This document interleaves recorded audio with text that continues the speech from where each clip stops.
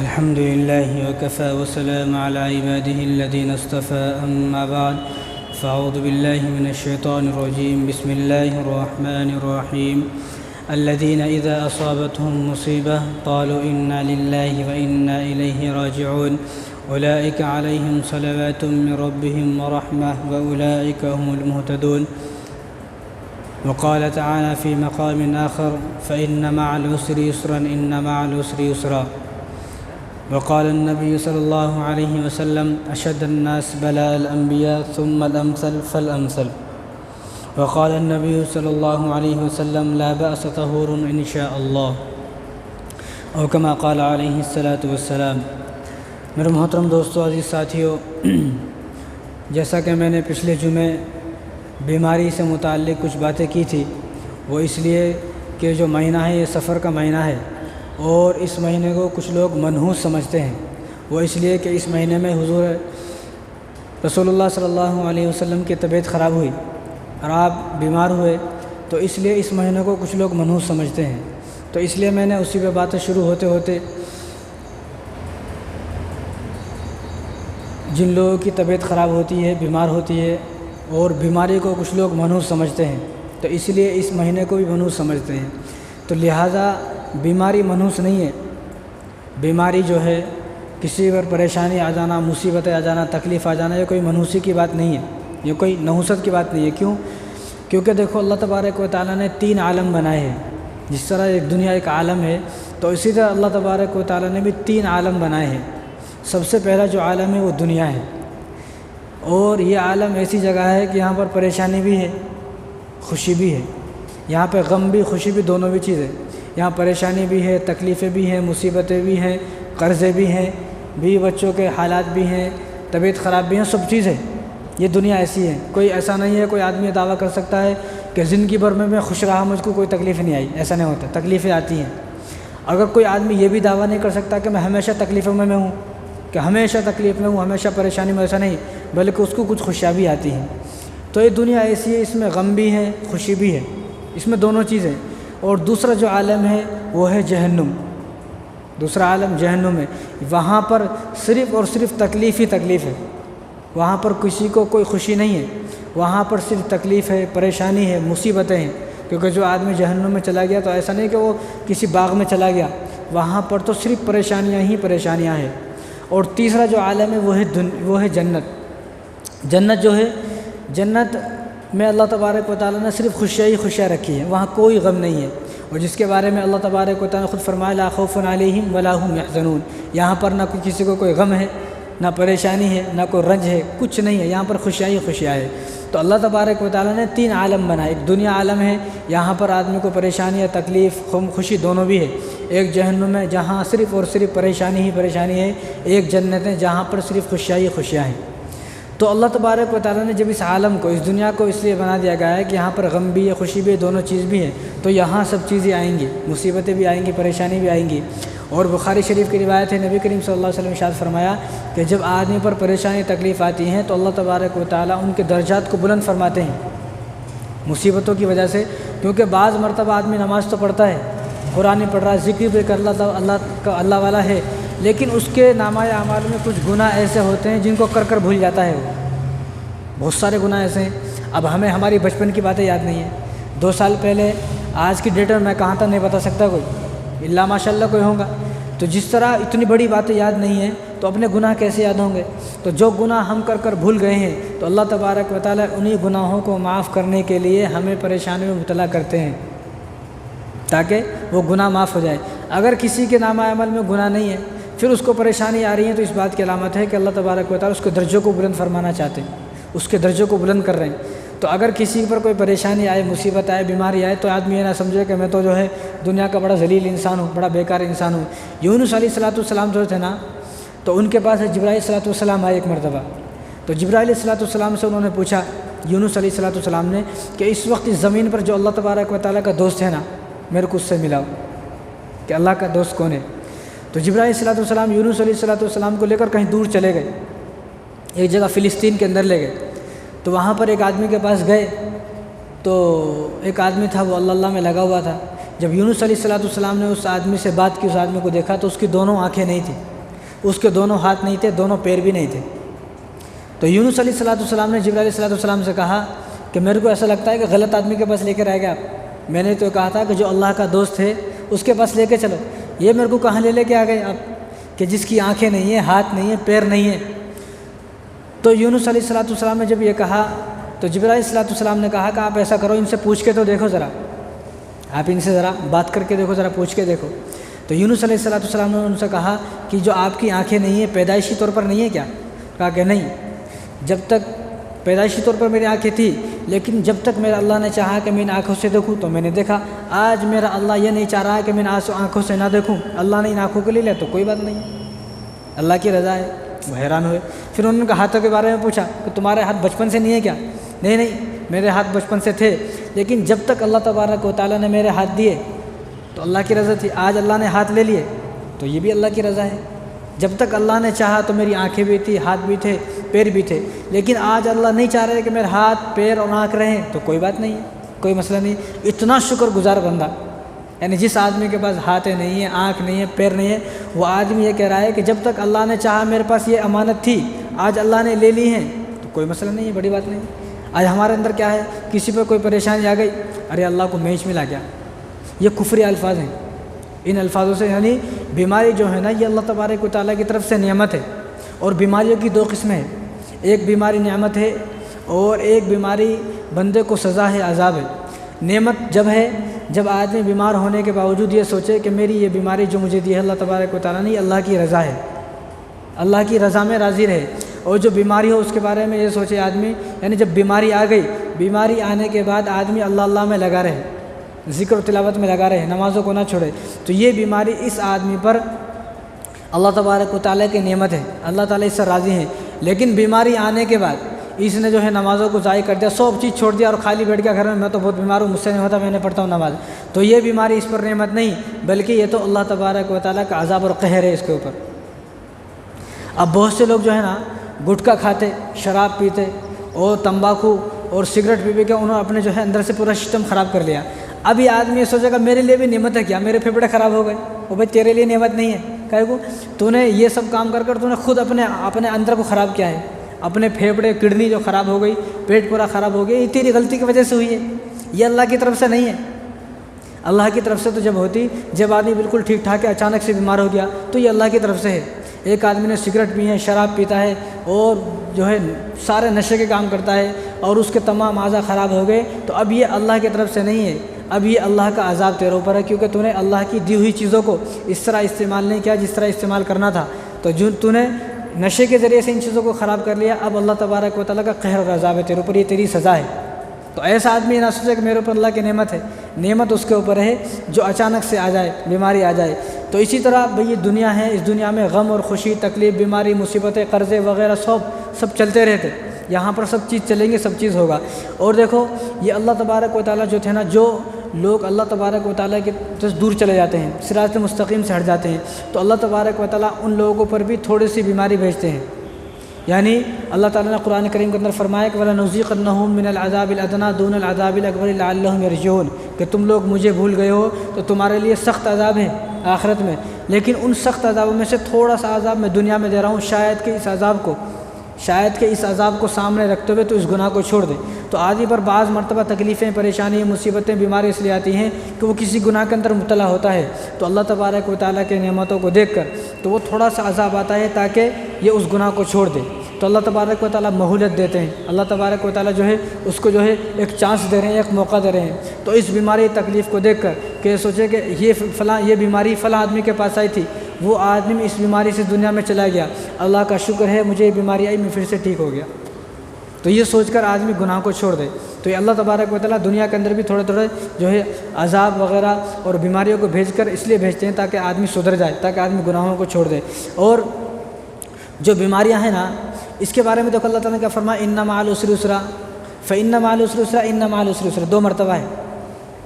حالانکہ ایک مرتبہ اللہ تو کوئی بات نہ کہیں تب بھی بہت بڑی بات ہے، لیکن اللہ تعالیٰ کسی چیز کو ایک مرتبہ کہہ دے تب بھی بہت بڑی بات ہے۔ تو اللہ تبارک و تعالیٰ نے 2 مرتبہ کہا، فَإِنَّ مَعَ الْعُسْرِ يُسْرًا، إِنَّ مَعَ الْعُسْرِ يُسْرًا، ہر پریشانی کے بعد آسانی ہے، ایک مرتبہ بولے تو بس ہے، لیکن اللہ نے 2 مرتبہ کہا پریشانی کے بعد آسانی ہے، انا بے شک، یعنی یہ قسم اللہ تعالیٰ بے شک کہا، یعنی مہر ہے، میں سچ کہہ رہا ہوں، جھوٹ نہیں ہے، انا مع العسر یسرا، کہ اس پریشانی کے بعد آسانی ہے۔ 2 مرتبہ اس لیے کہا کہ تمہیں ایک پریشانی آئے گی، ایک مصیبت، ایک مرتبہ بیمار ہو گئے، لیکن اس کے بعد تمہیں جو خوشی آئیں گی اور جو تمہاری زندگی خوشحال ہوگی وہ 2 مرتبہ ہوگی، 2 مرتبہ تمہیں نیکی ملیں گی اور تمہیں ڈبل ثواب ملے گا۔ اللہ نے کتنی بڑی بات ہے۔ اور نبی کریم صلی اللہ علیہ وسلم تو ایک مرتبہ صاحب ایک صحابیہ ہیں، میں نے پچھلے جو میں بتایا تھا، ان کی طبیعت خراب تھی، تو یہ مسلم شریف کی روایت ہے، جابر بن عبداللہ رضی اللہ عنہ اس کے راوی ہیں۔ تو صاحب صحابیہ ہیں، ان کی طبیعت خراب تھی، تو حضور ان کے پاس گئے، تو حضور نے پوچھا کیا چل رہا ہے، کیسے ہو؟ تو انہوں نے کہا کہ یا رسول اللہ کیا بتاؤں، بخار ہے، اور انہوں نے بخار کو برا بلا کہا، 2-3 الفاظ ایسے کہے جو اچھے نہیں تھے الفاظ۔ تو نبی کریم صلی اللہ علیہ وسلم ارشاد فرمایا کہ لا تسبوا الحمى، کہ تم بخار کو برا بلا مت کہو، بخار کو برا بلا مت کہو۔ یا رسول اللہ کیوں، کیا ہوا؟ تو حضور نے فرمایا کہ مسلم شریف کی روایت ہے، حضور نے فرمایا آدمی کے اوپر جب بخار آتا ہے تو بخار آنے کی وجہ سے اللہ تبارک و تعالیٰ اس کے بدن سے گناہوں کو اس طرح جھاڑ دیتے ہیں جس طرح سردی کے موسم میں پتے جھڑ جاتے ہیں۔ اب ہم لوگ کو بخار ہے تو پریشان ہو جاتے ہیں، میرے کو کہیں بخار آ گیا، میچ ملا کیا اللہ کو؟ اور حضور نے فرمایا کہ بخاری شریف کی روایت ہے، حضور نے فرمایا کہ بخار جہنم کا اثر کا نتیجہ ہے۔ جہنم میں جو آگ ہے اس کے اندر جو گرمی ہے، اب جہاں آگ جلتی ہے وہاں گرمی تو ہوتی ہے، تو اس کی جہنم کے اثر سے یہاں پر، تاکہ اس جہنم کا تھوڑا سا اثر اللہ تعالیٰ اس کو دے کر وہاں کے عذاب سے یہ بچ جائے، اس کو تھوڑا سا یہاں پر دے کر اس کے گناہ کو معاف کرتے ہیں۔ اور اسی طرح نبی کریم صلی اللہ علیہ وسلم نے ارشاد فرمایا، بخاری شریف کی روایت ہے، عبداللہ بن مسعود رضی اللہ تعالیٰ آپ صلی اللہ علیہ وسلم کے پاس آئے، تو آپ صلی اللہ علیہ وسلم کو بہت زیادہ بخار تھا، تو انہوں نے فرمایا عبداللہ بن مسعود رسول اللہ آپ کو بخار ہے؟ تو حضور نے فرمایا کہ مجھے جو بخار ہوتا ہے نا، تم میں سے 2 آدمی کے برابر مجھے اکیلے کو بخار ہوتا ہے، تم میں سے 2 آدمیوں کے برابر مجھے بخار ہوتا ہے۔ یا رسول اللہ کیوں؟ تو حضور نے فرمایا کہ تمہارے اوپر جو بخار آئے گا تو تمہارے جو گناہ معاف ہوں گے اکیلے کے گناہ معاف ہوں گے، لیکن میرے اوپر جو ڈبل جو بخار آ رہا ہے نا 2 آدمیوں کے برابر، تو میرے درجہ، نبی تو گناہوں سے پاک ہے نا، نبی کے بارے میں یہ نہیں کہہ سکتے نبی کا گناہ معاف، نہیں بالکل نہیں، کیونکہ نبی کے اوپر تو گناہ ہے نہیں، نبی کے بارے میں یہ بولیں گے کہ نبی کے درجے بلند ہو رہے ہیں، کہ اس بخار کے ذریعے سے اللہ تبارک و تعالیٰ درجوں کو بلند فرما رہے ہیں۔ اس کے بعد حضور نے یہی حدیث فرمائی کہ عبداللہ بن مسعود تمہیں معلوم ہے مجھے بخار کیوں آیا؟ کہ رسول اللہ مجھے نہیں معلوم۔ تو حضور نے فرمایا کہ تم میں سے کسی کو بخار آتا ہے تو اللہ تبارک و تعالیٰ بخار کے ذریعے سے اس کے گناہوں کو اسی طرح جھاڑ دیتے ہیں جس طرح پتے جھڑ جاتے ہیں، جس طرح پتے جھڑ جاتے ہیں۔ اور حضور نے فرمایا کہ بخار تو بہت دور بات ہے، اگر یہ بخاری شریف کی روایت ہے، ابو ہریرہ رضی اللہ عنہ اس کا راوی ہیں، حضور نے فرمایا اگر مسلمان کو کانٹا بھی چبھتا ہے، مسلمان کو اگر کانٹا بھی چبھتا ہے تو کانٹے چبھنے پر بھی اس کو ثواب ملتا ہے، یعنی مسلمان کی تو لوٹری لگ گئی، ہر طرح سے ثواب ہے۔ اور آپ کو عجیب بات بتاؤں، یہ ابو داؤد شریف کی روایت ہے، عائشہ رضی اللہ تعالیٰ عنہ اس کے راوی ہیں۔ تو ایک مرتبہ حضور آئے تو حضور نے ان کو فرمایا کہ عائشہ تمہیں معلوم ہے کہ مسلمان کی 2 جیب ہوتی ہیں، کتنی جیب ہوتی ہے مسلمان کی؟ 2 جیب۔ اگر کوئی آدمی مسلمان ایک جیب میں کوئی چیز تلاش کرے اور اس کی جیب میں وہ نہیں ہے، خالی ہے جیب، اب اس کو یاد آ رہا ہے یہ تو دوسری جیب میں ہے، تو اس نے دوسری جیب میں سے وہ چیز نکالی، مل گئی، تو فرمایا کہ اس بات پر بھی اس کو 1 نیکی ملتی ہے۔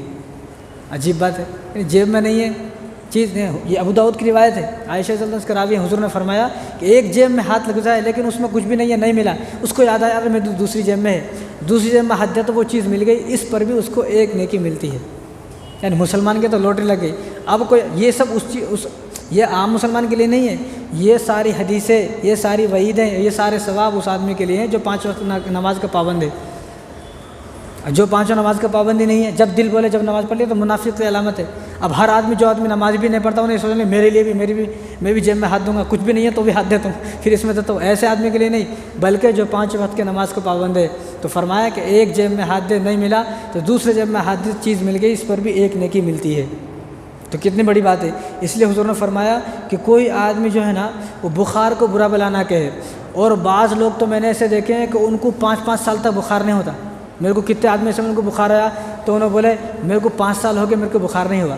تو ایسا آدمی یہ سوچے کہیں مجھ سے اللہ تعالیٰ ناراض تو نہیں ہے، کہیں مجھ سے رابعہ بصری رحمۃ اللہ علیہ پوری زندگی بیمار رہی ہو، اور جس دن بیمار نہیں ہوتی تھی نا ان کو وہ چیئر دلا کے وہ چیئر ان کو دیا، تو جس دن رابعہ بصری بیمار نہیں ہوتی تھی نا، ان کی طبیعت اچھی ہوتی تھی، تو حضور سے تو اللہ تبارک و تعالیٰ سے دعا کرتے، ایسا لگتا ہے اللہ آج تو مجھ سے ناراض ہے، آج تو مجھ سے ناراض ہے۔ ہم لوگ کیا بولتے ہیں، اگر میرے کو تکلیف آئی تو اللہ مجھ سے ناراض ہے، نہیں، بلکہ تکلیف آئی، پریشانی آئی، بیمار آئی، بخار آئی تو سمجھنا کہ اللہ مجھ سے راضی ہے۔ پوری زندگی آپ بیمار رہتی تھی، جس دن شفا ملی تھوڑی بہت، اسی دن اللہ سے بولتی تھی اللہ ایسا لگتا ہے مجھ سے ناراض ہوا۔ عمر رضی اللہ تعالیٰ نے ایک مرتبہ پانی مانگا، اپنے خادم کو بلایا پانی لے کر آؤ، تو انہیں شربت لے کر آئے، تو اللہ سے کہا اللہ ایسا لگتا ہے تو مجھ سے ناراض ہے۔ یعنی کیا مطلب، یعنی جو جنت میں جو نعمتیں ہیں وہ نعمتیں مجھے دنیا میں نہیں چاہیے، مجھے اپنی ساری نعمتیں جنت میں چاہیے، دنیا میں نہیں۔ آج ہمارا مسئلہ یہ ہے کہ ہم یہ سوچتے ہیں کہ ہمیں ساری نعمتیں دنیا میں مل جائے، میرے پاس گاڑی کیوں نہیں ہے، میرے پاس بڑا کاروبار کیوں نہیں ہے، میرے پاس بڑا گھر کیوں نہیں ہے۔ اور حضور نے فرمایا جس آدمی سے اللہ تبارک و تعالیٰ ناراض ہوتے ہیں نا، اس آدمی کو تو اللہ تعالیٰ بڑا پیسہ دیتے ہیں، بڑی زمین اور بڑے جائیداد اور بڑے جو محل سب کچھ دیتے ہیں، اور اس آدمی کو تو سر میں بھی کبھی درد نہیں ہوتا۔ فرعون جو ہوتا نا، فرعون کی جو عمر ہے نا وہ 450 سال عمر ہے، یہ 450 سال کے عرصے میں اس کو کبھی سر میں درد بھی نہیں ہوا۔ جب سر میں درد بھی نہیں ہوا تو اس نے خدائی کا دعویٰ کر دیا۔ تو اس لیے اللہ تبارک و تعالیٰ سے بیماری تو نہیں مانگنی چاہیے، اللہ تو مجھے بیمار کر دے، لیکن اگر بیماری آ گئی تو اس پر صبر کرے، اس پر صبر کرے اور ناصبری نہ کرے۔ تو اللہ تعالیٰ کس سے ناراض ہوتے ہیں تو اس کو بہت پیسہ دیتے ہیں، مال دیتے ہیں، اولاد دیتے ہیں، سب کچھ دیتے ہیں، سب ہے اس کے پاس، لیکن اس کو سجدے کی توفیق چھین لیتے ہیں، اس کو پھر اپنے گھر میں نہیں بلاتے۔ ایسے بہت سارے مالدار لوگ ہیں، وہ تو مسجد میں آنا بھی پسند نہیں کرتے، ہم تو بڑے آدمی ہیں، ہم کیوں کسی کی بات سنیں گے، ہم کسی کی بات نہیں سنیں گے، ہم کسی کے پیچھے نماز نہیں پڑھیں گے، تو انہیں اپنے گھر میں رہتے عیش کرتے ہیں، کیونکہ وہ اپنے آپ کو بڑا سمجھتے ہیں، اور اپنے آپ کو بڑا سمجھا کس نے، شیطان نے۔ تو آج کیا حال ہوا ہم سب کے سامنے ہے، تو اپنے آپ کو بڑا نہ سمجھے، اپنے آپ کو نارمل انسان سمجھے، بھئی میں بھی، باقی انسان بھی نارمل ہے، میں بھی ان کے جیسا نارمل ہوں، اپنے آپ کو پرفیکٹ سمجھے گا، بھئی میں ہی پرفیکٹ ہوں، میں ہی سب کچھ ہوں، تو آدمی گمراہ ہو جائے گا۔ تو اس لیے حضور نے فرمایا کہ ام صاحب بخار کو برا بلا نہ کہو، کہ بخار جب آتا ہے تو آدمی کے گناہوں کو اس طرح جھاڑ دیتا ہے جس طرح درخت سے پتے جھڑ جاتے ہیں۔ تو بخار کو مانگے نا آدمی دعا کرے میرے کو بخار آ جائے، بخار ہے نہیں، آ گیا تو صبر کرے، اور اللہ تعالیٰ نے فرمایا ان اللہ مع الصابرین، صبر کرنے والے کے ساتھ تو اللہ ہے، وبشر الصابرین، جو لوگ صبر کرتے ہیں اپنی مصیبتوں پر ان لوگوں کے لیے خوشخبری ہے، الذین اذا اصابتهم مصیبہ، جو میرے نیک لوگ ہیں، جو نیک لوگ ہوتے ہیں، جو ایمان والے لوگ ہیں، الذین اذا اصابتهم مصیبہ، جب ان پر کوئی مصیبت آتی ہے، قالوا انا للہ و انا الیہ راجعون، تو وہ لوگ انا للہ و انا الیہ راجعون بولتے ہیں کہ یہ تکلیف اللہ کی طرف سے آئی، اب مجھے اللہ کی طرف لوٹ کر جانا ہے، تو یہ تکلیفیں اللہ کی طرف سے، یہ کہتے ہیں جو نیک لوگ ہوتے ہیں۔ آگے فرمایا اولئک علیہم صلوات من ربہم ورحمہ، تو ایسے ہی لوگوں پر اللہ تبارک و تعالیٰ رحمتیں فرماتے ہیں، اور ایسے ہی لوگ اولئک هم المہتدون، ایسے ہی لوگ ہدایت پر ہیں۔ تو معلوم یہ ہوا جو پریشانیوں پر، مصیبتوں پر، بیماریوں پر صبر کرتے ہیں تو ان لوگوں کے لیے خوشخبری ہے، جنت کی خوشخبری ہے۔ اولئک علیہم صلوات من ربہم ورحمہ، ان پر اللہ تبارک و تعالیٰ رحمتیں برساتے ہیں۔ اولئک هم المتقون، یہ آدمی جو ہدایت پر ہیں، یہی آدمی ہدایت پر ہے۔ تو ہمیں یہ نہیں سوچنا چاہیے کہ میرے اوپر یہ پریشانی کیوں آ گئی، یہ بیماریاں کیوں آ گئی۔ اور سب سے زیادہ اس دنیا میں سب سے زیادہ اللہ تبارک و تعالیٰ نے جو آزمایا ہے وہ نبیوں کو آزمایا۔ ہم لوگوں کو کتنا نہیں آزمایا اللہ تعالیٰ نے، ہمارے کیا آزمایا، ہم تو کچھ بھی نہیں، ہم تو اپنا کاروبار کر رہے، کھا رہے پی رہے سو جا رہے، ہمارے اوپر تو کوئی آزمائش نہیں ہے۔ سب سے زیادہ اللہ تبارک و تعالیٰ نے جو آزمایا ہے وہ نبیوں کو آزمایا ہے۔ اللہ تبارک آپ صلی اللہ علیہ وسلم نے فرمایا اشد الناس بلاء الانبیاء ثم الامثل فالامثل، کہ سب سے زیادہ تکلیفیں جو اس دنیا میں دی گئی ہیں وہ نبیوں کو دی گئی ہیں، اور ثم الامثل فالامثل، پھر ان کو جس سے محبت ہے، نبیوں کو جن سے محبت ہے، جو لوگ اللہ کے کتنے قریب ہوتے ہیں، نبی کے کتنے قریب ہوتے ہیں، اور نبی انبیاء کرام جن چیزوں کو چھوڑ کر گئے ہیں ان چیزوں پر عمل کرتے ہیں، پھر ان کو پر تکلیف آئیں گی۔ یہ بخاری شریف کی روایت ہے، حضور نے فرمایا کہ جس آدمی سے اللہ تبارک و تعالیٰ محبت کرتے ہیں اس پر پریشانیاں اس طرح آتی ہیں جس طرح پانی کو اوپر ڈالنے سے نیچے آتا بہہ کر۔ اب ایک آدمی جس کو کوئی پریشانی نہیں آئی، سالوں سے خوش و خرم ہے، بالکل کوئی طبیعت خراب نہیں ہوتی، کوئی کاروبار میں نقصان نہیں ہوا، بڑھیا بہترین چل رہی اس کی زندگی، تو ایسا آدمی یہ سوچے کہیں اللہ تبارک و تعالیٰ مجھ سے ناراض تو نہیں ہو گئے کہ میرے اوپر کوئی پریشانی نہیں آ رہی، کہ میں بیماری نہیں ہوں، ایسا آدمی غور کرے۔ تو سب سے زیادہ پریشانی نبیوں پر آئی، اس کے بعد جو ان سے محبت کرتے ہیں، جو پریشانی آتی ہے نا، اب ایک آدمی کو کوئی بیماری ہوئی اور اس بیماری میں اس کا آپریشن ہونا ہے، اور وہ آپریشن کو منع کرتا ہے، بھائی میں آپریشن نہیں کراتا ہوں، اگر معلوم ہے کہ آپریشن نہیں کراتا تو مر جاتا، اور آپریشن پھر کرانا پڑتا ہے، تو جب آپریشن آدمی کرائے گا تو ڈاکٹر اس کو چیرا لگاتا ہے، اور جو جو بہت ساری چیزیں ہوتی کاٹنے کی کاٹتا ہے. اب آدمی یہ سوچنے لگے بھائی میرے کو کاٹیں گے، قینچی سے کاٹیں گے، اس سے کاٹیں گے، اس سے کاٹیں گے، میں نہیں کراؤں گا، تو آدمی مر جاتا. تو اس اچھائی سے پہلے اب اس کے ساتھ اچھائی ہونے والا، جب آپریشن ہو جائے گا تو اس کو فائدہ حاصل ہوگا، اس کو صحت ملے گی. جب اس کو صحت ملے گی، اس صحت کے ملنے سے پہلے آپریشن سے گزرنا پڑے گا. تو اسی طرح ایک مومن کو جب جنت ملے گی تو جنت کے ملنے سے پہلے اس کو اللہ تبارک و تعالیٰ کی طرف سے جو تکالیف آ رہی ہیں ان تکالیفوں پر صبر کرنا پڑے گا. ایک بچہ ہے چھوٹا، انہیں جب اسکول کو جاتا کیا روتا بچہ؟ ماں اس پر رحم کرتی.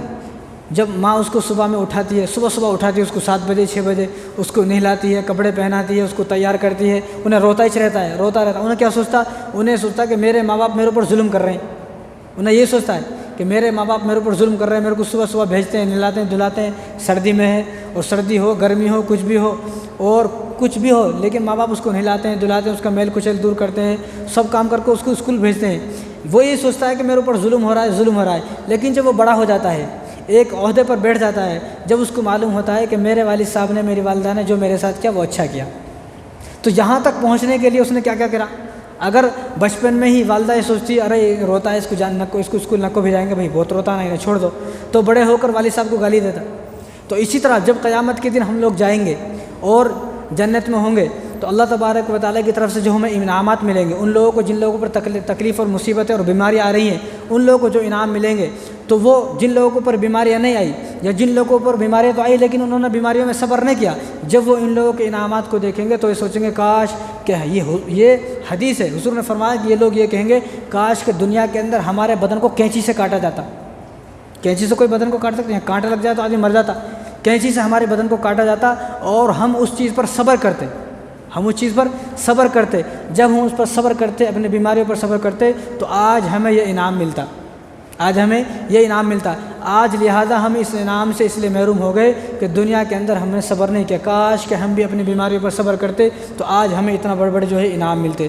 تو کتنی بڑی بات ہے. تو بیماری جو ہے نا وہ اللہ تبارک و تعالیٰ کی طرف سے ایک تحفہ ہے، لیکن تحفہ جب بنے گی جب ہم بیماریوں پر صبر کریں گے. اگر بیماری آ گئی، پریشانی آ گئی، مصیبتیں آ گئی، اس پر ناصبری کریں گے، ناشکری کریں گے تو یہی بیماری ہمارے لیے عذاب بن جائیں گی. تو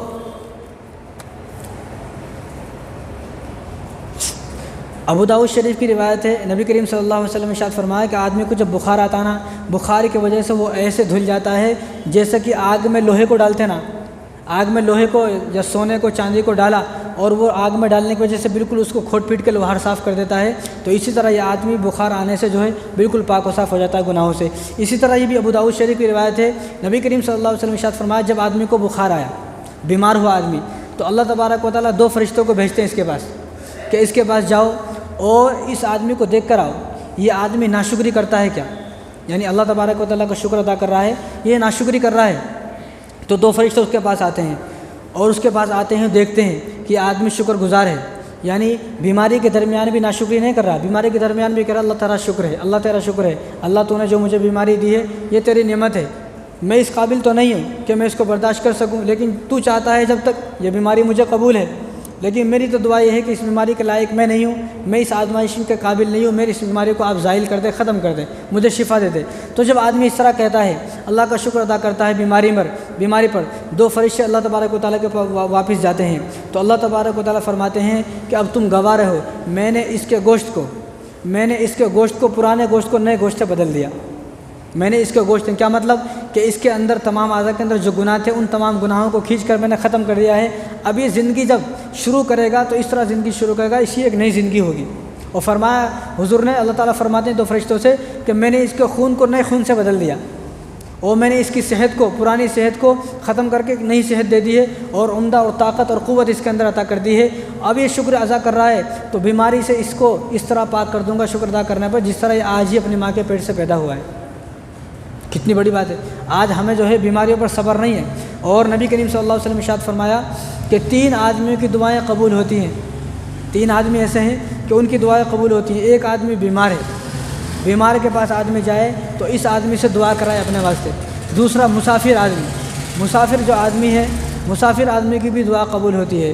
تیسرا بچوں کی دعائیں، بچے اگر کوئی دعا مانگے، معصوم علیہ خطا ہوتے ہیں اور ان سے کوئی گناہ بھی نہیں ہوا بالغ ہونے سے پہلے، تو حضور نے فرمایا کہ ان 3 آدمیوں کی دعائیں قبول ہوتی ہیں، بیمار کی دعا، مسافر کی دعا اور بچوں کی دعا۔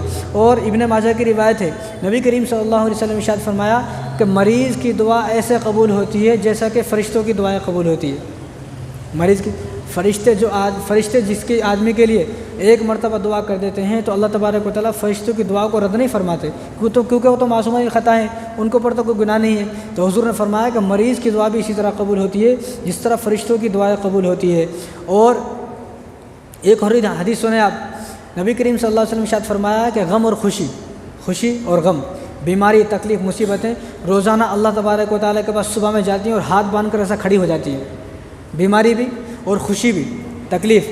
تو اللہ تبارک و تعالیٰ سے فرماتے ہیں دونوں کہ اللہ کیا حکم ہے، کس کس کے پاس جانا ہے؟ تو اللہ تعالیٰ پہلے خوشیوں کو بلاتے ہیں، خوشی تم آؤ۔ تو خوشیوں کو اللہ تبارک و تعالیٰ بلاتے ہیں اور فرماتے ہیں کہ جتنے دنیا کے اندر ظالم لوگ ہیں، جتنے بد کردار لوگ ہیں، بدکار لوگ ہیں، اور جتنے چور و چکے ہیں، ڈاکو ہیں، ڈکیت ہیں اور دھوکہ باز لوگ ہیں، تم خوشی کو فرماتے ہیں تم اس کے پاس چلے جاؤ، کیونکہ تم اس کو خوش کرو۔ دنیا میں وہ خوب خوش رہے، کوئی پرواہ نہیں، لیکن آخرت میں سارا بدلہ لے لوں گا۔ لیکن آج ہمارے اوپر، آج کوئی اگر ہمارے سامنے خوش ہے تو ہم سوچتے ہیں یہ آدمی پرفیکٹ ہے، یہ آدمی اچھا ہے۔ اللہ تعالیٰ فرما رہے ہیں کہ جتنے بھی ظالمین ہیں، تمام ظالم لوگوں کے پاس خوشی چلے جاؤ، تو وہ خوشی جتنے بھی دنیا کے اندر ظالم لوگ ہیں، بد کردار لوگ ہیں اور بدکار لوگ ہیں، گنہگار لوگ ہیں، ان کے پاس وہ خوشی چلی جاتی ہے۔ اب وہ خوش ہوتے ہیں، وہ سوچتے ہیں میرے کاروبار میں روز ترقی ہو رہی ہے، میری پہلے 1 دکان تھی اب 4 دکان کھل گئی، میرے پہلے جو ہے 1 لاکھ تھے اکاؤنٹ میں آج 1 کروڑ ہو گئے، تو انہیں اور خوش ہو جاتا ہے۔ تو اس کے بعد جو غم، پریشانی، مصیبت، بیماری آتی ہیں تو اللہ تعالیٰ سے پھر یہ فرماتی ہیں اللہ ہمارے لیے کیا حکم ہے؟ تو اللہ تعالیٰ فرماتے ہیں کہ تم بیماری کو فرماتے ہیں، مصیبتوں کو، جو میرے نیک لوگ ہیں، جو میرے قریبی لوگ ہیں، جو میرے عبادت گزار بندے ہیں، جو نیک لوگ ہیں تم ان کے پاس چلے جاؤ۔ لہذا دنیا کے اندر جو نیک لوگ ہوتے ہیں، اچھے لوگ ہوتے ہیں اور اللہ تبارک و تعالیٰ کے قریب لوگ ہیں، جو صراط مستقیم پر چلنے والے ہیں، ان کے اوپر تمام بیماری آ جاتی ہیں۔ ابھی بیماری ان کے اوپر آ گئی، کیوں آئی؟ کیونکہ اللہ تبارک و تعالیٰ کے نیک لوگ ہیں، اللہ تعالیٰ کے قریب، اللہ تعالیٰ کے یعنی قرب حاصل کیا ہوا انہوں نے، تو یہ نیک لوگ ہیں، تو ان لوگوں کے اوپر پریشانی آ رہی ہے۔ تو آدمی کسی کے اوپر بخار آئے، بیماری آئے، پریشانی آئے تو یہ نہ سوچے کہ اللہ تعالیٰ مجھ سے ناراض ہے، یہ سوچے کہ اللہ تعالیٰ مجھ سے راضی ہے۔ اب جو آدمی ایسا ہے جس کے اوپر سالوں سے بخار نہیں آیا، پریشانی آئی، تو اس آدمی کو سوچنے کی ضرورت ہے کہیں میرا اللہ مجھ سے ناراض تو نہیں ہے، کہیں میرا اللہ مجھ سے ناراض تو نہیں ہے۔ اسی طرح عبداللہ ابن سلام رضی اللہ تعالیٰ عنہ اس حدیث کے راوی ہیں، وہ فرماتے ہیں کہ آپ صلی اللہ علیہ وسلم نے ارشاد فرمایا کہ دنیا کے اندر جن لوگوں پر تکلیف آئی، بیماری آئی، جن لوگوں پر جو ہمیشہ بیمار رہے اور اس بیماری پر انہوں نے صبر کیا، قیامت کا دن ہوگا، ابھی حساب و کتاب نہیں ہے، ابھی کچھ نہیں ہے، حساب و کتاب کے سب دروازے بند ہیں، تو اللہ تبارک و تعالیٰ فرشتوں کو فرمائیں گے کہ جاؤ، تو فرشتے جائیں گے اور فرشتے جانے کے بعد آواز لگائیں گے، کہاں ہیں وہ لوگ کہاں ہیں کہ جن کا اللہ تبارک و تعالیٰ کے اوپر حق ہے، یعنی اللہ کا ہمارے اوپر حق ہے، لیکن وہاں آواز یہ لگے گی وہ لوگ کہاں ہیں کہ جن کا اللہ تبارک و تعالیٰ کے اوپر حق ہے، وہ لوگ کہاں ہیں جو اللہ تبارک و تعالیٰ نے جن لوگوں کو قرضہ دیا ہوا ہے، وہ لوگ کہاں ہیں جن لوگوں نے اللہ تبارک و تعالیٰ کو قرضہ دیا ہوا ہے۔ اب لوگ حیران ہوں گے بھائی یہ کون لوگ ہیں، یہ تو بات سمجھ میں نہیں آتی نا، بھائی مالدار آدمی کسی غریب کو قرضہ دے یہ بات تو سمجھ میں آتی ہے، غریب آدمی مالدار کو قرضہ دے یہ بات تو سمجھ میں نہیں آتی۔ تو فرشتہ آواز لگائے گا وہ لوگ کہاں ہیں کہ جن کا اللہ تبارک و تعالیٰ کے اوپر قرضہ ہے، تو تمام کے تمام لوگ کھڑے ہو جائیں گے جن لوگوں نے اپنی بیماری پر صبر کیا، جو لوگ اس دنیا میں بیمار تھے، بخار آیا، کوئی بھی تکلیف آئی، اس پر صبر کیا، تو وہ لوگ کھڑے ہو جائیں گے۔ تو جو فرشتے تھے تو وہ فرشتے ان تمام لوگوں کو لے کر جنت میں جائیں گے، اور جنت کے جو مالک ہیں نا ان کا نام ہے رضوان، جنت کے جو دروغہ ہیں اور جنت کے جو دربان ہیں ان کا نام ہے رضوان۔ تو فرشتے رضوان سے کہیں گے رضوان دروازہ کھولو، تو وہ جو رضوان تھے نا، جو رضوان ہیں جنت کے دروغہ، وہ بولیں گے تم پاگل ہو کیا ہوا؟ ابھی حساب و کتاب نہیں ہوا نا شروع، ابھی حساب و کتاب شروع ہوگا، جنت اور جہنم کے جو ہے اعمال پیش کیے جائیں گے اور جنت جہنم کے بارے میں فیصلہ ہوگا، اس فیصلے کے بعد جنت کا دروازہ کھولا جائے گا، لہذا میں جنت کا دروازہ نہیں کھولوں گا۔ تو فرشتہ فرمائیں گے کہ اللہ کا حکم ہے، اللہ نے مجھے بھیجا ہے کہ ان لوگوں کو لے کے جنت میں جاؤ، تو ان کو یقین نہیں آئے گا۔ اب یہ جو رضوان ہے نا، رضوان اللہ کے پاس آئیں گے، یا اللہ یہ کیا بات سن رہا ہوں میں، عجیب بات، ابھی حساب و کتاب شروع نہیں ہوا، کچھ بھی نہیں ہوا، یہ کیا ہے، حساب و کتاب سے پہلے ان لوگوں کو جنت میں۔ تو اللہ تعالیٰ فرمائیں گے انما یوفی الصابرون اجرهم بغیر حساب، کہ میں نے ان لوگوں سے وعدہ کیا تھا کہ جو آدمی دنیا کے اندر اپنی بیماریوں پر، اپنی تکلیفوں پر، اپنی مصیبتوں پر صبر کرے گا، انما یوفی الصابرون اجرہم بغیر حساب، ان لوگوں کو بغیر حساب و کتاب کے جنت میں داخل کروں گا، لہذا میرا ان سے وعدہ ہو چکا ہے، ان سے میں نے وعدہ کیا ہوا ہے۔ ان لوگوں نے اپنی بیماریوں پر دنیا کے اندر صبر کیا، آج حساب و کتاب کے شروع ہونے سے پہلے ان کو جنت میں داخل کیا جائے تو وہ تمام کے تمام لوگ جو ہے جنت میں داخل ہو جائیں گے۔ تو ہم لوگ صبر کرنا سیکھیں، بیماریوں پر صبر کرنا سیکھیں۔ ایسا نہیں کہ میرے کو کیوں بیماری آ گئی، میں ہی ملا کیا اللہ کو میں ہی ملا کیا پوری دنیا میں۔ بھائی جس کے لیے آپ دعا کر رہے ہو اس کو جانا تھا، انہیں بھی تو اللہ کا بندہ ہے، اور ہمارے اوپر بیماری آئی، پریشانی آئی، تکلیف آئی تو یہ سوچنا کہ میں اللہ کا قرب ہوں، میں اللہ کے قریب ہوں، اللہ کا قرب مجھے حاصل ہو گیا ہے کہ میرے اوپر تکلیف آ رہی ہے، اللہ ان تکلیفوں کے ذریعے سے میرے گناہوں کو معاف کرنا چاہتے ہیں۔ اور بخاری شریف کی روایت ہے، ابو ہریرہ رضی اللہ عنہ اس کا راوی حضور نے فرمایا کہ اللہ تعالیٰ جس کے ساتھ بھلائی کا ارادہ کرتے ہیں اس کو مصیبتوں میں مبتلا کر دیتے ہیں۔ جس کے ساتھ بھلائی کا ارادہ ہے اللہ، جس سے محبت کرتے ہیں، اس کو پریشانی اور مصیبتوں میں مبتلا کر دیتے ہیں۔ آج تو ہمارا نوجوان نا جم کرتا ہے، سالوں سے جم کر رہا، ان کی باڈی بنائی ہوئی ہے، لیکن اس کے بدن پر کوئی اثر نہیں ہوتا، نہ اس کو کوئی سر میں درد ہوتا، نہ اس کو تکلیف ہوتی، نہ پریشانی ہوتی، انہیں جم کر وہ موٹا ہوتا جا رہا ہے۔ تو آدمی ایسا سوچے کہیں ایسا تو نہیں اللہ تبارک و تعالیٰ کی پکڑ آ گئی ہے۔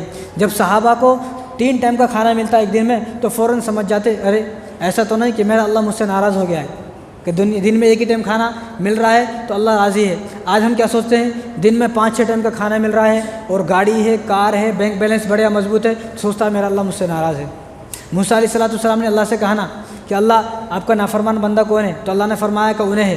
تو موسیٰ علیہ السلام دیکھنے گئے تو دیکھا وہ آدمی تو بڑے پیسوں میں مال، اس کے پاس بڑے بڑے محل ہے، اس کے پاس نوکر چاکر اور گھوڑے اونٹ سب تھے اس کے پاس، تو ان کو بات سمجھ میں نہیں آئی۔ تو اللہ تعالیٰ سے پھر کوہ طور پر کہے کہ یا اللہ یہ میں نے آپ سے کیا پوچھا تھا، آپ نے مجھے کیا بتا دیا، کیا ہوا، میں نے آپ سے پوچھا تھا کہ گنہگار کون ہے، آپ نے مجھے اس آدمی کا پتہ دے دیا ہے، وہ تو بڑا مالدار آدمی ہے، وہ کہاں ہے، تو اللہ نے فرمایا کہ اس کو میں نے مال اتنا زیادہ دے دیا ہے کہ اسے اب نماز پڑھنے کی توفیق نہیں ہوتی، اس کی عبادت کرنے کی توفیق نہیں ہے، اس کو مال دولت اتنی دے دی ہے کہ انہیں مال دولت میں مبتلا رہتا ہے، اس کو ہماری عبادت کرنے کی، ہمارے سامنے سجدہ کرنے کی توفیق نہیں ہے، لہذا ہم نے اس سے اپنی عبادت کی اور سجدوں کی توفیق چھین لی ہے، یہی ہمارا اوپر اس کا عذاب ہے، وہی گنہگار ہے۔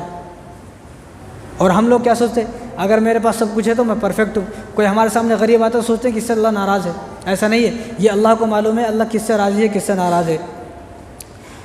اور بخاری شریف کی روایت ہے، عبداللہ بن مسعود رضی اللہ عنہ اس کا راوی ہے، حضور نے فرمایا کہ بخار آدمی کے گناہوں کا کفارہ ہے، بخار آدمی کے گناہوں کا کفارہ ہے۔ اور نبی کریم صلی اللہ علیہ وسلم ارشاد فرمایا کہ بخاری شریف کی روایت ہے بھی، حضور نے فرمایا کہ لا بأس طہور انشاءاللہ، کہ جس آدمی کو بخار ہو اس بخار کے ذریعے سے اللہ تبارک و تعالیٰ اس گناہوں کو معاف فرمائیں گے، یہ بخار اس کے گناہوں کو معافی کا ذریعہ ہے۔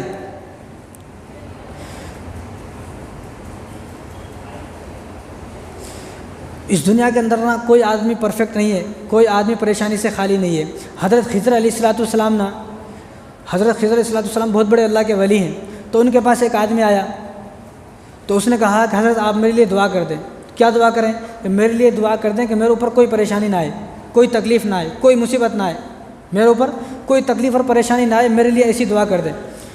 تو انہوں نے کہا کہ میں ٹھیک ہے دعا تو کر دوں گا، لیکن آپ ایسا کرو دنیا کے اندر کوئی ایسا آدمی ڈھونڈو جو آدمی بیمار نہیں ہے، جو آدمی پریشان نہیں ہے، تم ایک ایسا آدمی ڈھونڈ لو اور اس کا نام پوچھ کے لا لو، میں آپ کو ایسی دعا کر دوں گا اللہ اس کو اس جیسا بنا دے۔ انہوں نے کہا کہ یہ تو کوئی بڑی مسئلے کی تو کوئی بڑا مسئلہ نہیں ہے، میں تو آج ڈھونڈ لیتا ہوں۔ اب اس کی تلاش شروع ہو گئی کہ میں دنیا میں ایسا آدمی ڈھونڈوں گا جو آدمی پریشانی سے خالی نہیں ہے، جو آدمی جس کو کوئی پریشانی نہیں ہے، کوئی بیماری نہیں ہے، کوئی تکلیف نہیں ہے، ایسا آدمی۔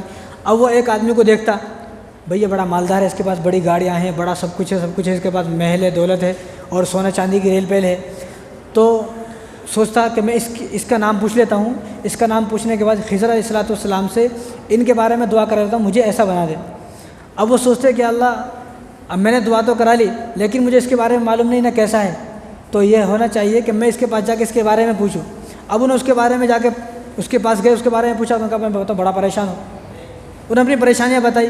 اب انہیں دوسرا آدمی تلاش کر کے سوچا یہ اچھا ہے، اس سے پوچھا تو انہیں اپنی پریشانی بتائی، تو ان کو کئی سال ہو گئے ڈھونڈتے کئی سال، کوئی آدمی ایسا ملا ہی نہیں جس کو کوئی پریشانی نہ ہو، جس کو کوئی بیماری نہ ہو۔ تو آخر میں جب کئی سال ہو گئے ڈھونڈتے ایک آدمی ملا جس کا سونے کا کاروبار تھا، سونار تھا وہ۔ انہیں یہ آدمی دنیا کا جو اس وقت کا سب سے مالدار آدمی تھا، سب سے پرفیکٹ اور سب سے مالدار آدمی اور سب سے زیادہ نوکر چاکر، سب سے بڑا کاروبار۔ تو اس نے سوچا بھائی اتنا آدمی سے ملا نا، کوئی آدمی مجھے ایسا نہیں ملا جو پریشان ہے، جو پریشان نہ ہو سکتا ہے یہ آدمی پریشان نہ ہو، میں اس سے پوچھوں گا۔ تو یہ دل میں ارادہ یہ کر لیا کہ میں خضر علیہ السلام سے، وہ خضر علیہ السلام بہت بڑے اللہ کے ولی تھے، وہ جس کے لیے جو دعا کرتے تھے وہ اللہ تبارک و تعالیٰ فوراً اس دعا کو قبول کرتے تھے۔ اب وہ کون ہے، وہ لمبی تفصیل ہے، کبھی موقع ملے گا تو میں بتاؤں گا۔ تو انہوں نے دل میں ارادہ کر لیا کہ میں اس آدمی کے جیسا بننے کی دعا ان سے کراؤں گا۔ وہ جانے لگے، جاتے جاتے پھر خیال آیا وہی میں پوچھ تو لوں، کہیں ایسا نہ ہو کہ انہیں بھی پریشانی مبتلا ہو۔ تو انہوں نے پوچھا بھائی یہ بات ہے، میں دعا کرانا چاہتا ہوں آپ کے جیسا بننے کو۔ انہوں نے کہا بھائی میں ہاتھ جوڑتا ہوں، میرے جیسے بننے کی دعا مت کرا۔ کیوں، ایسا کیا ہوا بھائی؟ اب تک میں ہزاروں لوگوں سے ملا، کوئی ایسا ملا ہی نہیں، آخری فیصلہ میرا تیرے اوپر آ کے ٹکا، لیکن تو بھی ویسا ہی تھے۔ حضرت تھانوی رحمۃ اللہ علیہ نے اپنے مواعظ میں واقعہ لکھا ہے، اس نے کہا کہ میں ہاتھ جوڑتا ہوں، میرے جیسے بننے کی دعا نہ کر۔ انہوں نے کہا کہ بھائی تیرا مسئلہ کیا ہے بھائی؟ تیرے پاس تو سنار کا کاروبار ہے، تیرے پاس تو سونے کا کاروبار ہے، تو بڑا سنار ہے، بڑے محل نوکر چاکر ہر طرف جہاں دیکھتے ہیں وہاں تک تیرے باغات ہیں، تیرے کو کیا تکلیف ہے بھائی؟ تو اس کے آزو بازو اس کے بیٹے ٹھہرے ہوئے تھے، بیٹے 4-5 ہٹے کھٹے نوجوان تھے۔ بیٹوں سے کہا تم چلے جاؤ، تو بیٹے چلے گئے۔ تو اس نے کہا یہ جو بیٹے ہیں نا، دیکھ رہے میرے بیٹے، دنیا سمجھتی ہے میرے بیٹے ہیں لیکن یہ میرے بیٹے نہیں ہیں۔ کہا کہ کیسے؟ مسئلہ سمجھ میں نہیں آیا۔ انہوں نے کہا کہ میری شادی ہوئی تھی، تو شادی کے بعد میں اپنی بیوی سے بڑی محبت کرتا تھا، میری بیوی مجھ سے بڑی محبت کرتی تھی۔ تو اچانک شادی کے 1 سال کے بعد میری بیوی کی طبیعت خراب ہو گئی۔ جب بیوی کی طبیعت خراب ہوئی تو بیوی نے کہا، بیوی اس حد تک بیمار ہو گئی کہ ایسا لگتا تھا اب مرنے والی ہے، ایسا لگتا تھا کہ اب مرنے والی ہے۔ تو جب بیوی نے سوچا کہ میں مرنے والی ہوں، تو بیوی نے مجھ سے کہا کہ تم مجھ سے محبت کرتے ہو؟ انہوں نے کہا کہ میں بہت محبت کرتا ہوں آپ سے۔ کہ نہیں مجھے یقین نہیں ہے۔ انہوں نے کہا کہ آپ یقین کرو مجھے محبت ہے آپ سے۔ تو اس نے کہا کہ بیوی نے، اگر آپ کو مجھ سے محبت ہے تو آپ میرے مرنے کے بعد دوسری شادی نہیں کریں گے۔ انہوں نے کہا کہ ٹھیک ہے میں شادی نہیں کروں گا۔ بیوی مان گئی۔ چند دن کے بعد پھر بیوی نے بولا، بیمار تھی وہ ابھی ٹھیک نہیں ہوئی، تو بیوی نے کہا کہ مجھے یقین نہیں ہے آپ شادی کرو گے، مجھے تو یقین یہ ہے کہ آپ شادی کرو گے، مجھے یقین نہیں آپ شادی نہیں کرو گے، مجھے یقین نہیں ہے، مجھے تو ایسا لگتا ہے کہ میرے مرنے کے بعد آپ فوراً شادی کرو گے۔ انہوں نے کہا کہ میں نے آپ سے قسم کھا لی نا، وعدہ کر لیا کہ میں شادی نہیں کروں گا۔ کیونکہ نہیں مجھے یقین نہیں ہے۔ تو وہ اللہ کا بندہ گیا، اور جانے کے بعد اس نے ایک چاقو لیا اپنے گھر میں اور اپنے اعضا کو کاٹ لیا، سمجھ گئے نا آپ، اور کاٹ کر لا کے دکھایا، دیکھو آپ کو یقین نہیں تھا نا، میں نے اپنے اعضا کو، آلۂ تناسل کو کاٹ لیا، مخصوص جگ کو کاٹ لیا، کاٹ کر دکھایا، دیکھو آپ کو یقین نہیں تھا نا، میں نے یہ کاٹ لیا ہے، اب تو آپ کو یقین آیا؟ انہوں نے کہا کہ مجھے یقین آیا۔ تو چند دن کے بعد بیوی ٹھیک ہو گئی، چند دن کے بعد بیوی ٹھیک ہو گئی۔ اب جب بیوی ٹھیک ہو گئی، بچے تو نہیں ہیں، شادی کو 1 سال ہوا ہے، اب جو بیوی ہے اس نے کہا کہ میری بیوی کا افیئر جو میرے نوکر چاکر ان سب سے ہے، اب یہ جو بچے ہیں نا یہ میرے بچے نہیں ہیں، میں کچھ کر بھی نہیں سکتا ہوں، میں کچھ نہیں کر سکتا ہوں، حالانکہ مجھے معلوم ہے کہ میری بیوی کا افیئر میرے نوکروں سے ہے اور یہ بچے بھی میرے نہیں ہیں، آج جوان ہو گئے بچے سب کچھ ہے، لیکن میں کچھ نہیں کر سکتا ہوں، اس لیے میں ہاتھ جوڑتا ہوں میرے جیسے بننے کی دعا نہ کر۔ اب انہیں آئے خضر علیہ السلام کے پاس آ کر ہاتھ جوڑ لیے کہ مجھے اس دنیا میں کوئی آدمی ایسا ملا ہی نہیں، مجھے کوئی آدمی اس دنیا میں ملا ہی نہیں جو پریشان نہ ہو، جو مصیبتوں سے خالی نہ ہو۔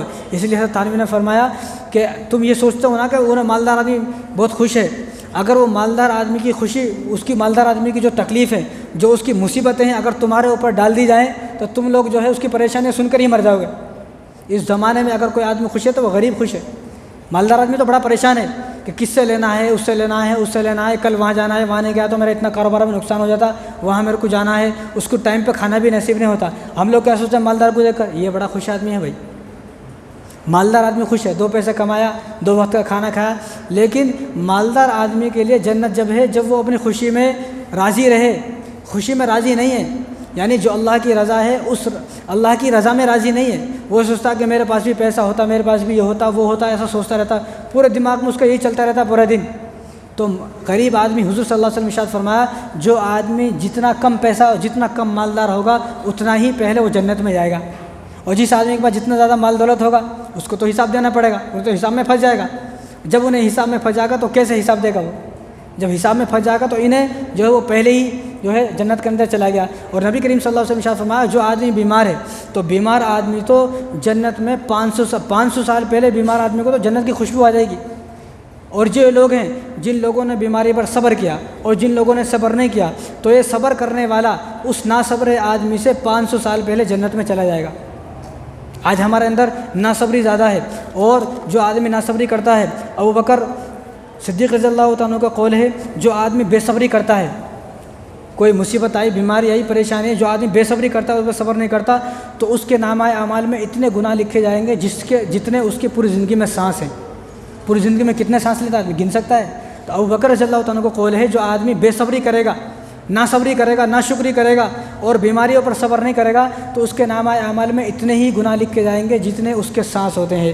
اور حضرت عمر رضی اللہ تعالیٰ کو قول ہے، جو آدمی بے صبری کرے گا تو اس کے نامہ اعمال میں اتنے گناہ لکھ دیے جائیں گے جتنے دریائے نیل کے اندر پانی کے قطرے ہیں۔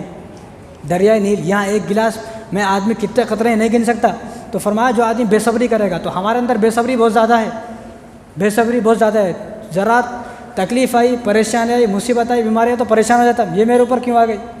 اور عثمان رضی اللہ تعالیٰ کا قول تو یہ ہے، جو آدمی اپنی بیماریوں پر صبر نہیں کرے گا، بے صبری کرے گا، تو ایسے آدمی کے نامہ اعمال میں اتنے گناہ لکھ دیے جائیں گے جتنے دن اور رات ہوتے ہیں، جتنے اس کی زندگی کے دن اور رات ہیں اتنے ہی اس کے نامہ عمل میں گناہ لکھ دے جائیں گے۔ اور حضرت علی رضی اللہ عنہ کو قول تو یہ ہے کہ آپ نے فرمایا کہ بیماری جو آتی ہے، تم کو بیماری اللہ تبارک و تعالیٰ کا پتہ بتانے آتی ہے۔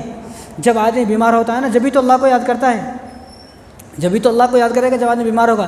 ہنسی خوشی خوش آدمی کیسے اللہ تبارک و تعالیٰ کو یاد کرے گا؟ اس طرح میں نے پچھلے جو بتایا تھا نا، حضور صلی اللہ علیہ وسلم ارشاد فرمایا کہ جو آدمی بیمار ہو اور بیماری میں کراتا ہے، آہ آہ کرتا ہے، تو اس کو ایک سبحان اللہ کہنے کا ثواب ہے۔ تو بیمار آدمی کتنی مرتبہ آہ کرتا ہے، تو جتنی مرتبہ آہ کرے گا اس کو ایک مرتبہ سبحان اللہ کہنے کا ثواب۔ اور اگر اس کے بدن میں کہیں درد ہے تو وہ درد پر جتنے بھی آہ کرے گا اس کو درد ہوگا، جتنی مرتبہ اس کو درد ہوگا بیمار آدمی کو، اتنی ہی مرتبہ اس کے نامہ عمل میں لا الہ الا اللہ محمد رسول اللہ کہنے کا ثواب لکھا جائے گا۔ کتنی بڑی بات ہے۔ اور آگے فرمایا بیمار آدمی جتنے سانس لے گا، جتنے بھی سانس لے گا بیمار آدمی، ہر سانس پر اس کو 1 درہم صدقہ کرنے کے بقدر ثواب لکھا جائے گا اس کے نامہ عمل میں۔ لیکن یہ وہ بیمار ہے جو بیمار اپنی بیماری میں بھی نماز پڑھے۔ یا اچھا خاصا آدمی نماز نہیں پڑھا تو بیمار آدمی کہاں سے نماز پڑھتا؟ اچھا خاصا آدمی نماز نہیں پڑھ رہا۔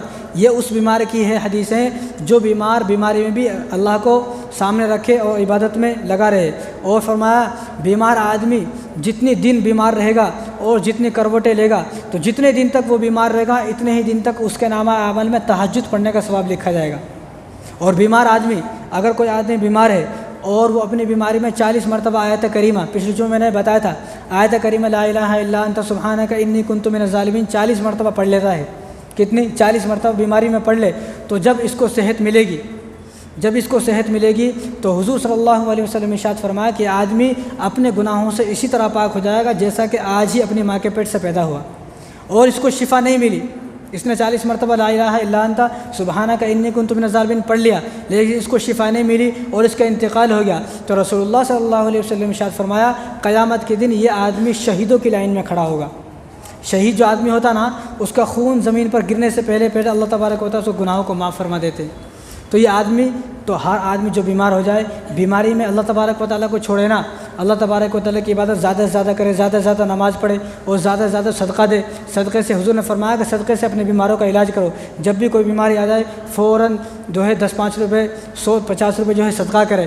ہم لوگ ڈاکٹر کو ہزاروں روپے دینے تیار ہیں، لیکن کسی آدمی کو 150 روپے صدقہ دینے تیار نہیں ہے۔ بڑی بڑی ہاسپٹلوں میں داخل ہونے تیار ہے، لیکن صدقہ دینے تیار نہیں ہے۔ اس لیے حضور نے فرمایا کہ اپنے بیماروں کا علاج جو ہے صدقے سے کرو۔ مستدرک حاکم اور بریدہ رضی اللہ تعالیٰ اس کا راوی ہے، نبی کریم صلی اللہ علیہ وسلم ارشاد فرمایا جو آدمی بیمار ہو اور اپنی بیماری میں صدقہ کرے تو اس کے صدقہ کرنے کے فوراً بعد جو شیطان ہے، شیطان کے 70 جبڑے ٹوٹ جاتے ہیں۔ 70 تو ہمارے ہے بھی نہیں، 70 تو ہمارے ہے بھی نہیں۔ تو نبی کریم صلی اللہ علیہ وسلم فرمایا جو آدمی بیماری میں صدقہ کرے تو صدقہ کرنے سے فوراً شیطان کے 70 جبڑے چھوٹ جاتے ہیں۔ اور طبرانی شریف کی روایت ہے، رافع رضی اللہ تعالیٰ اس کا راوی ہے، نبی کریم صلی اللہ علیہ وسلم ارشاد فرمایا جو آدمی بیمار ہے اور بیماری میں صدقہ کرے تو صدقہ کرنے کی وجہ سے مصیبت کے اور بیماریوں کے 70 دروازے اس کے اوپر بند ہو جاتے ہیں۔ 70 دروازے۔ ہم لوگ ہاسپٹل میں گئے، لاکھوں روپے لگا کے آتے ہیں، 5-10 ہزار روپے سے کم نہیں لگتے ہاسپٹل میں جاتے، لیکن 5 روپے کسی کو دینا یہ ہم سے نہیں ہوتا بھائی۔ ہم کسی کو دیں گے، ہم کسی کی مدد نہیں کریں گے، ڈاکٹروں کو دیں گے۔ آج تک ڈاکٹر کو ایسا بولا، گئے ہاسپٹل والے بولا بھائی 1000 کا بل آیا، انہیں بولتا بھائی 900 کر لو بھائی، بولتا کبھی کبھی کچھ چیزیں ایسی ہیں جہاں پر پیسے کم نہیں ہوتے، شراب کی دکان پہ پیسے کم نہیں ہوتے، تھیٹر کے اندر پیسے کم نہیں ہوتے۔ اگر کسی مووی کا ٹکٹ 100 روپے ہے نا، بولتا 80 روپے دیتا، کوئی خوشی سے دیتا ہے، اور اس کے پاس وقت بھی وقت ہے، 3-4 گھنٹے آرام سے وقت ہے۔ مسجد میں 5 منٹ پہلے آئے اور بیان شروع ہے تو ارے کیا ہے کہ یہ چلاتے رہتے، چیختے رہتے، ہم تو جب آئیں گے جب نماز کا ٹائم ہو جاتا، اور 5 منٹ زیادہ ہوتے تو ناراض ہو جاتا ہے نا، 5 منٹ۔ اور ہمارے مسلمان نوجوان تو تھیٹر میں جا کے 2-3 گھنٹے بیٹھتا، اس کو کوئی تکلیف نہیں ہوتی، تو انہیں بولتا فلم بڑی چھوٹی تھی، یہ فلم بڑی چھوٹی تھی، اور ذرا 15-20 منٹ کی رہی تو ذرا اور مزہ آتا تھا، اینڈنگ ذرا کم ہے اس کا، ذرا اور زیادہ رہتا اور مزہ آتا تھا۔ یہ ہمارے حال ہے۔ اس قسم کے لوگ جب تک اس معاشرے کے اندر موجود ہیں، اللہ کی رحمت نہیں آ سکتی، خدا کی قسم۔ تو ہم جمعے میں جب آئے نا، خوشی سے آئے، تو نبی کریم صلی اللہ علیہ وسلم نے ارشاد فرمایا کہ 70 دروازے مصیبتوں کے اس کے اوپر بند ہو جاتے ہیں۔ تو یہ کنز الاموال کی روایت ہے۔ نبی کریم صلی اللہ علیہ وسلم نے ارشاد فرمایا اپنے بیماروں کا علاج سب سے پہلے صدقے سے کرو۔ کوئی آدمی بچہ گھر میں بیمار ہوا تو فوراً اس کے نام کے 150 روپے کسی کو دو، کسی کو 150 روپے دو۔ اور ترمذی شریف کی روایت ہے کہ یہ صدقہ جو ہے بری موت کو ٹال دیتا ہے، صدقہ بری موت کو ٹال دیتا ہے اور اللہ تبارک و تعالیٰ کے غصے کو ختم کر دیتا ہے۔ تو اپنے بیماروں کا جو علاج ہے سب سے پہلے صدقے سے کرے۔ تو بخاری شریف کی روایت ہے، عائشہ رضی اللہ عنہا اس کا راوی ہیں، نبی کریم صلی اللہ علیہ وسلم نے ارشاد فرمایا کہ کلونجی استعمال کرو، کلونجی میں ہر بیماری سے شفا ہے۔ آج ہمارے گھر کے اندر سب چیز رہتی ہیں، لیکن جو حضور نے جو چیزیں ارشاد فرمائی ہے، میں بھی 2-4 چیزیں بتا رہا ہوں، 2 منٹ میں باتوں ختم کروں گا۔ تو کلونجی ہم سب کے اندر گھر کے اندر ہونی چاہیے۔ اس کو استعمال کیسا کرنا ہے؟ جب بھی ہم سبزی ترکاری بناتے ہیں، جس طرح زیرہ ڈالتے ہیں، اس طرح کلونجی تھوڑا ڈال دیں۔ نبی کریم صلی اللہ علیہ وسلم ارشاد فرمایا کہ کلونجی میں ہر بیماری کی شفا ہے، ہر بیماری سے شفا ہے۔ یہ بخاری شریف کی روایت ہے۔ اور ابن ماجہ کی روایت ہے، ابو ہریرہ رضی اللہ عنہ اس کا راوی ہیں، حضور نے ارشاد فرمایا جو آدمی بہترین خالص اور اصلی شہد مہینے میں 3 دن چاٹے گا، مہینے میں 3 دن اصلی شہد چاٹے گا، تو اس کو کوئی بیماری ہو ہی نہیں سکتی، وہ ہر بڑی بیماری سے محفوظ ہو جائے گا۔ کتنی بڑی بات! آج ہمارے گھر کے اندر سب چیزیں ہیں، لیکن یہ چیزیں نہیں ہیں۔ اور مستدرک کے حاکم کی روایت ہے، عبداللہ بن مسعود رضی اللہ تعالیٰ نے ارشاد فرمایا، آپ صلی اللہ علیہ وسلم نے ارشاد فرمایا کہ تم گائے کا دودھ استعمال کرو، گائے کا دودھ استعمال کرو، گائے کے دودھ میں ہر بیماری سے شفا ہے۔ یا رسول اللہ کیوں؟ عبداللہ بن مسعود نے پوچھا کیوں؟ فرمایا حضور نے یہ ایک ایسا جانور ہے جو ہر طریقے کا جو ہے گھاس ہوتی ہے نا، ہر طریقے کا چارہ چرتی ہے گائے۔ بھینس ہر چارہ نہیں چرتی، اونٹ ہر چارہ نہیں چرتا، اور بکری ہر چارہ نہیں چرتی، لیکن گائے ایک ایسا جانور ہے جو ہر طرح کا چارہ چرتی ہے، ہر طرح کی گھاس کھاتی ہے، سوکھی ہو، ہری ہو، پیلی ہو، سب گھاس کھا جاتی ہے۔ اس لیے حضور نے فرمایا گائے کا دودھ استعمال کرو۔ یہ وہ چیزیں ہیں جن سے بیماری نہیں آئیں گی۔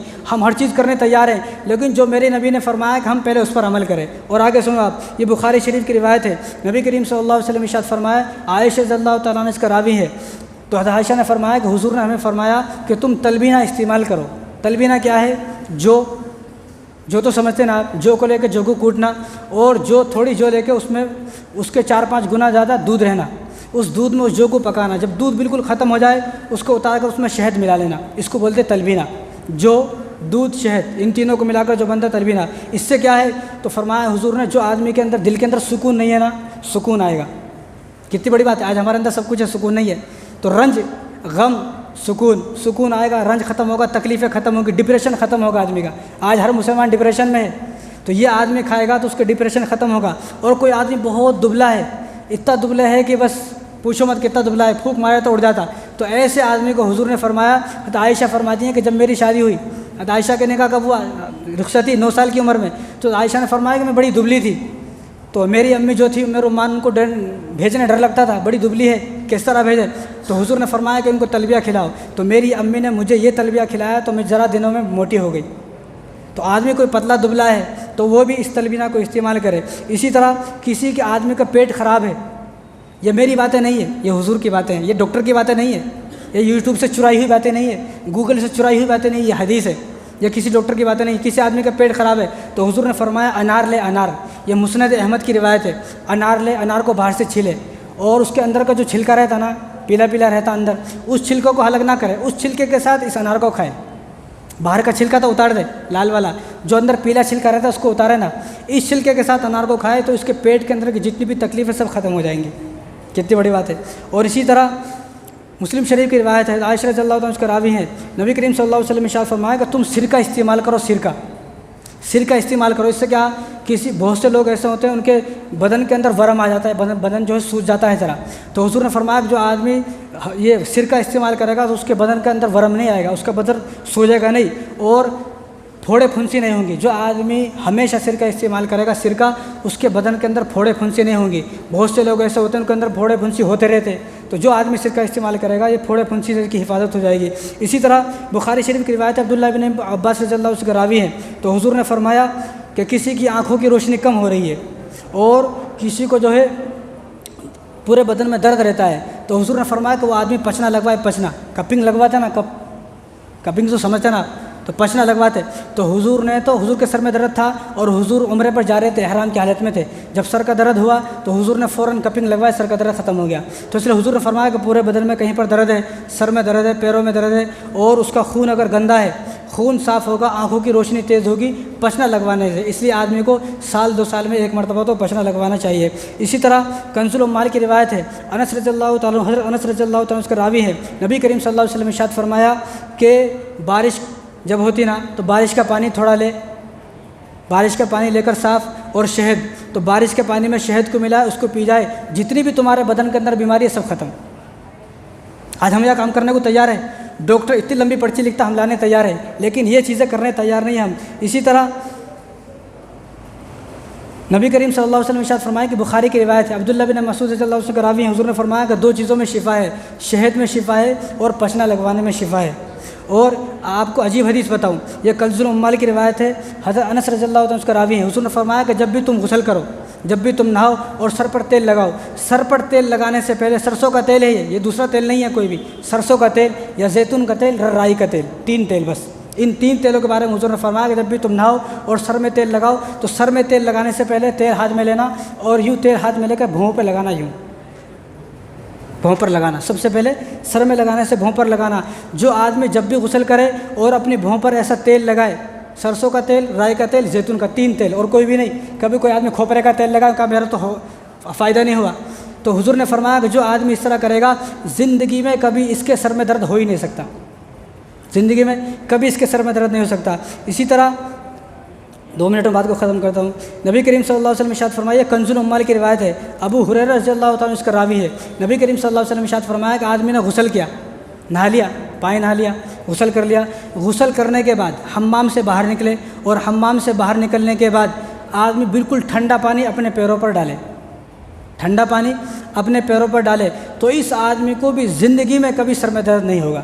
اب بہت سارے ہمارے معاشرے میں ایسے لوگ ہیں جن کو سر میں درد ہوتا ہے، تو جو 2 چیزیں میں نے بتائی ان کو استعمال کریں، انشاءاللہ زندگی میں کبھی آپ کو سر میں درد نہیں ہوگا۔ یہ کسی ڈاکٹر کی باتیں نہیں ہے، یہ میرے نبی کی باتیں ہیں۔ ہم لوگ علاج کراتے ہیں ہاسپٹل میں، بڑے بڑے ڈاکٹروں کے پاس ہاسپٹل میں جا رہے ہیں، لیکن پہلے ان چیزوں کو عمل کریں کہ حمام میں جائے، پانی نہا لیا، غسل کر لیے، غسل کرنے کے بعد اپنے دونوں پیروں پر ٹھنڈا ٹھنڈا پانی ڈالے، انشاءاللہ حضور نے فرمایا کہ جب بھی جو غسل کرنے کے بعد یہ کام کرے گا پوری زندگی اس کے سر میں درد ہو ہی نہیں سکتا۔ اور حضور کی بات پتھر کی لکیر، ساری دنیا ختم ہو سکتی ہے لیکن حضور کی بات کبھی ختم نہیں ہو سکتی۔ تو باتیں بہت ساری ہیں، اللہ تبارک و تعالی ہم سب کو انہی باتوں پر عمل کرنے کی توفیق عطا فرمائے۔ وما علینا الا البلاغ۔